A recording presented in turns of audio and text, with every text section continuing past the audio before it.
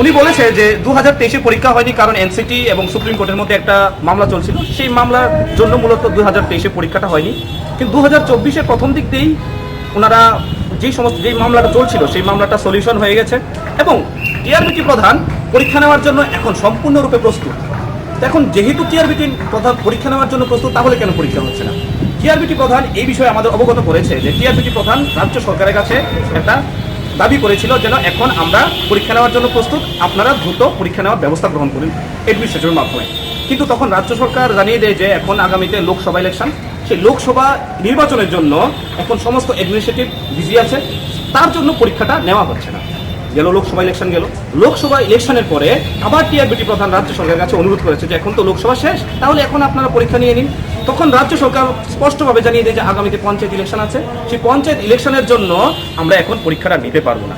তাহলে পঞ্চায়েত ইলেকশন শেষ হচ্ছে মোটামুটি আগস্ট মাসের 16 তারিখের মধ্যে ইলেকশন শেষ হয়ে যাচ্ছে। তখন আমরা টিআরবিটি প্রধানের কাছে রিকোয়েস্ট করেছি যে 16 তারিখেও কিন্তু আপনি একবার দয়া করে আবার সরকারের কাছে একটু পৌঁছে দেবেন, যেন সরকার যেন আমাদের কথাটা বিবেচনা করে যেন এক্সামের জন্য একটা প্রিপারেশন গ্রহণ করে। তো আমরা আশাবাদী যেন সরকার আগস্ট মাসের 16 তারিখের পরে অর্থাৎ পঞ্চায়েত ইলেকশনের পরে যেন আমরা যারা বেকার আছি, যারা বিএড ডিএলএড ত্রিপুরা রাজ্য বলুন বা বহিরাজ্য থেকে যারা আমরা এতগুলো টাকা দিয়ে আমরা করে এসেছি, যেন টেট পরীক্ষাটা যেন আমরা বসতে পারি।